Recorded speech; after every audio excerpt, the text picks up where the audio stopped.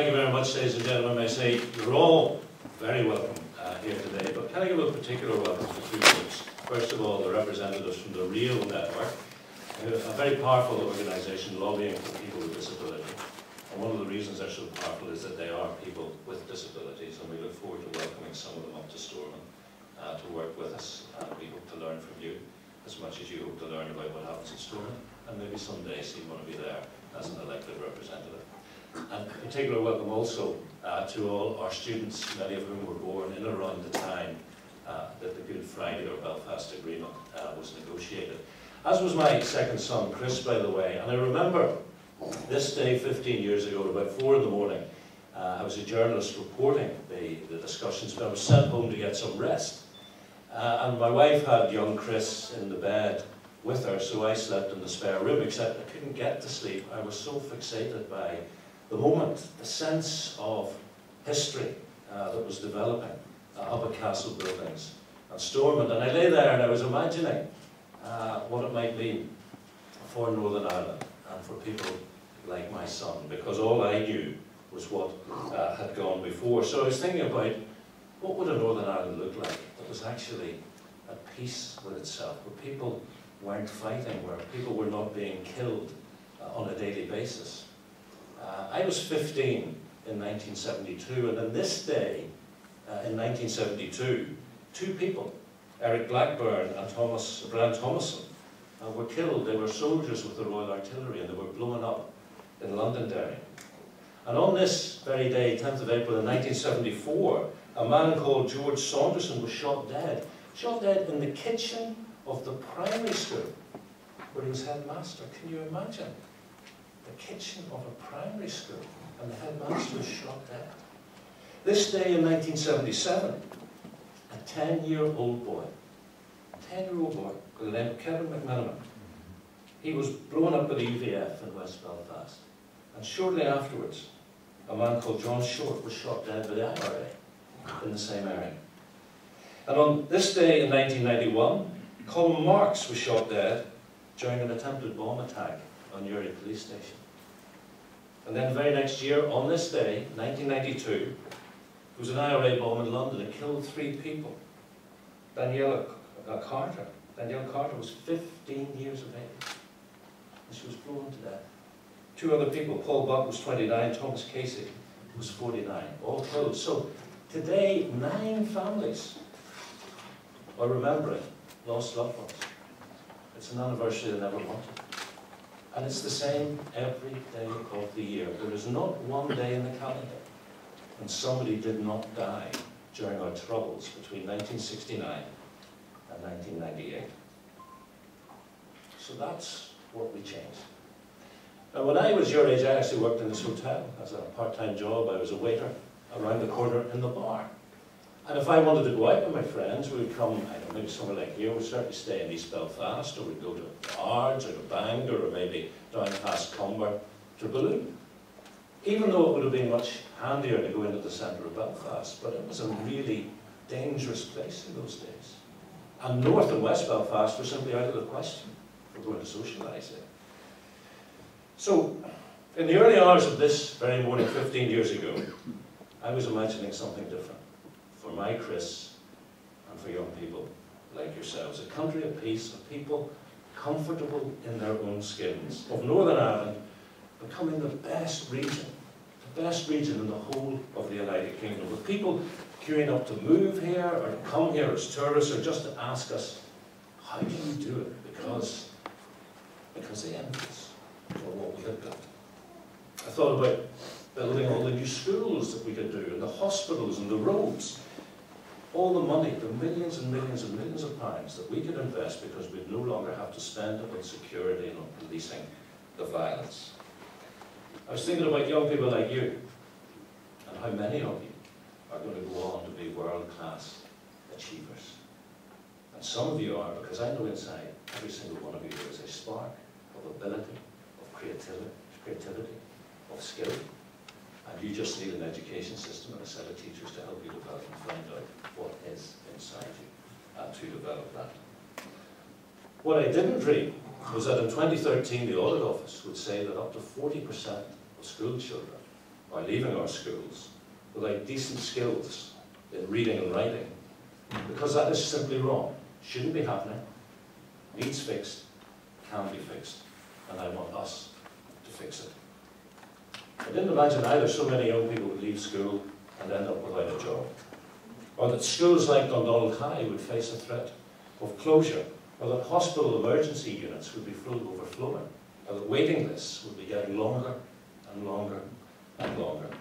I didn't imagine there'd still be terrorists in 2013 bringing murder onto our streets, or that people would feel so frustrated and let down and disappointed by how it has turned out today. 15 years on, ladies and gentlemen, maybe people who do the job I do need to offer people like you some sort of acknowledgement that this is not where Northern Ireland was supposed to be in 2013, and we need to promise to recommit to doing it better. Yes, we've come a long way over the last 15, 20, 25 years, but maybe it's time to stop saying, look at what we've achieved, and focus instead on what we have yet to achieve. Because we do tend to dwell on our achievements, and there have been some great ones from the Belfast Agreement. The biggest of all, of course, was to make Northern Ireland safe within the United Kingdom, placing the future of Northern Ireland in the hands of the voters, because before the Belfast Agreement, the government in London decided what would happen to Northern Ireland. They could have decided the United Ireland was the best way forward. And some say they nearly did with the Anglo-Irish Agreement in 1980 and 1985. So what the Ulster Unionist Party did in 1998 was to get everybody to agree the principle of consent. In other words, Northern Ireland stays part of the United Kingdom until such times as a majority of people say they want a change. That was a fantastic, fantastic achievement. And even the Unionists who didn't support the Belfast Agreement at the time are coming around to applaud it. Ian Paisley was leader of the DUP in those days, and recently in the newsletter he was talking about the value of removing Articles 2 and 3 of the Irish Constitution, which was a kind of aggressive claim to rule Northern Ireland. And one of the people who actually took the Irish government to court is Dr. Christopher Magimsi, and he's with us this morning, and he's re-engaged with the party because he's now going to serve as a councillor on Castlereagh Council. And Chris, you're very welcome, and I wish you well.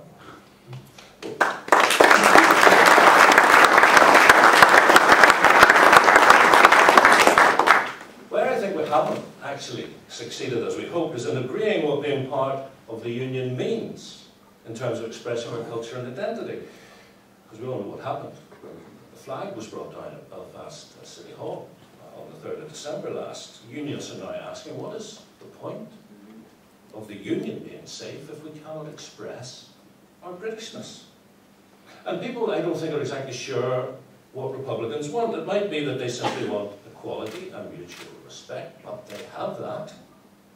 That was part of the spirit of the Belfast Agreement. It was one of the underlying values. There's also a suspicion that what Republicans really want is to remove every single sign that Northern Ireland is part of the Union, because if there are no flags or symbols or emblems that say this is part of the UK, then Republicans don't feel so bad about the fact they failed to achieve the United Ireland they promised their people. I can only conclude that so far we have yet to deliver a country properly at peace with itself. And that is a challenge which you, the young people, are going to have to pick up on, because these big issues that my generation has not yet fixed, these issues, I think, are going to take a long time to put right. And it's going to need commitment from people like you to get us there. So I hope today this is the start of a new chapter, of a better chapter, better focus on you and your needs. I didn't get involved in politics just to do things the way they have always been done. I want to change things, I want to help people, and I want to be a public servant. And what I mean by that, by being a public servant, isn't just about making laws and storing them. A few weeks ago I was down at a community centre in the Arts Peninsula talking to people, and I was asked to step out into another room where there was a woman there who was in a very, very distressed state. She was actually in despair. Her husband had left her, she had a young child, she had no money, she had no home. Above all, she had no hope, because there was nobody doing anything to help her. And I was able to help her a wee bit. You become a kind of link in the chain that connects people. And a few weeks later, she walked into my office in Newton Arts, and there was this big, broad, beaming smile on her face. It was like a totally different person because we've been able to help her. And that is what I love about politics, being able to help people by being a chain, being a link in a chain that maybe connects them with the housing executive, or a school, the local education library board, the local health trust. That's the reason I'm in politics. And the reason I'm in politics with the Ulster Unionist Party is because the Ulster Unionist Party has a saying, a motto, if you like, and it's this: country first, party second, individual third. And my son Chris, the 15-year-old, he asked me a while ago what that meant, that country first, party second thing. And I put it to him like this: last time my party, the Ulster Unionists, were in charge, the country was in a very challenging place. As we've said, people being murdered, businesses were being blown up. Nobody wanted to come and visit us, and to make it worse, you looked over the border and you saw tourists generating millions and millions and millions of pounds in the Republic of Ireland. They were the ones building the schools and the hospitals and the roads. The Ulster Unionist Party knew that the only way to make things different was to reach an agreement. But we also knew that negotiating a settlement would not be 100% popular with our voters. So this was the choice: put the country first and reach an agreement, or put the party first and sit in our hands and do nothing. But we put the country first. And the country profited a big step, but also the party took a big hit.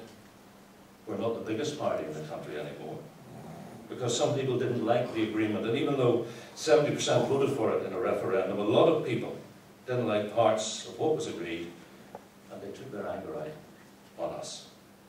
But still, was it not the right thing to do? Put the country first and the party second. And is that, I ask, what every political party in this country does? Today you have the DUP and Sinn Féin running the country. Yes, there's 5 parties in the coalition government, but at the heart of it, it's Sinn Féin, DUP, in the office of the First Minister and Deputy First Minister. I just ask the question: do they put country first and party second? 15 years ago, you, the people of Northern Ireland, were made a promise of better days ahead, politically, economically, culturally. And I believe there has been a significant failure to deliver. Of course, a while ago, the people decided they wanted the DUP instead of us at the heart of government. People said, we are putting our trust in the DUP. The DUP will get our votes, they said, because they're promising a better deal. Does anybody really feel they're profiting from a better deal today? Have you seen the promised battle a day, or do you sense a concession a day? The Ulster Unionist Party think it's time for another change, time to fix the big issues, dealing with the past, reconciliation, and building a shared, not a shared-out future.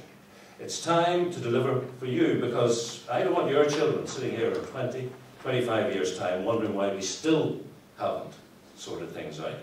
Today, we do want to look forward and not backwards, and we want to make some commitments, and we expect you to hold us to them. First of all, in keeping with our motto of country first, party second, we commit that every action, every decision, and every policy that we undertake as a party will be tested against whether it's what's right for Northern Ireland. And that will involve long-term vision. We said the union's safe, as long as you vote Ulster Unionist, but you also need to have a long-term plan to convince young people like yourselves, from whatever background, that your interests are best served within the United Kingdom, that it's right politically, economically, culturally, and socially. We want to fix the education system. Now, some of you go to the Ashfields, 2 good schools, well-resourced with energetic teachers. Some of you go to Dundonald, again, another school with a dynamic leader. But it's not getting the resources and the support that it deserves and that you deserve from the government. And we want to fix that, and we're going to stand with you and fight for your school. We believe in every child, every school student. We want you all to have an equal opportunity at school to develop that spark inside you, whether it's academic, whether it's vocational, technical, sporting, artistic. Who cares? It's you. We should cherish it, whatever it is. And the way to make a big difference and fix the education system is very simple. let teachers teach. We believe in people like you young people, making our economy stronger. We want to put local entrepreneurs and local business people first. And we want you to be world-class, and I stress world-class achievers, whether you're working in the traditional industries like agriculture or in the new creative industries.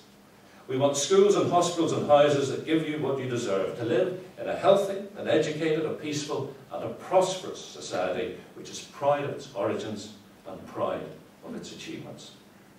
We want to offer mutual respect to people from other traditions, whether they feel Irish or whether they've come here from abroad, or so-called ethnic minorities.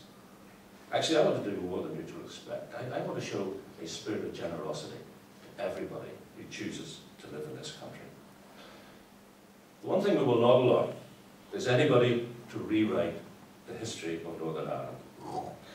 The violence we fought to bring to an end with the Belfast Agreement was terrorism, full stop. And many, many, many brave people, men and women, put themselves in harm's way to protect their families, their communities, and this country. And we will not allow others to portray them as part of the problem. The problem was that some people thought terrorism was a legitimate way to air their grievance.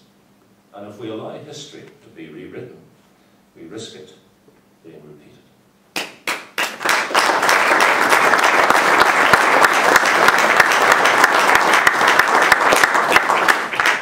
I just say again what I always say on these occasions when we talk about the past.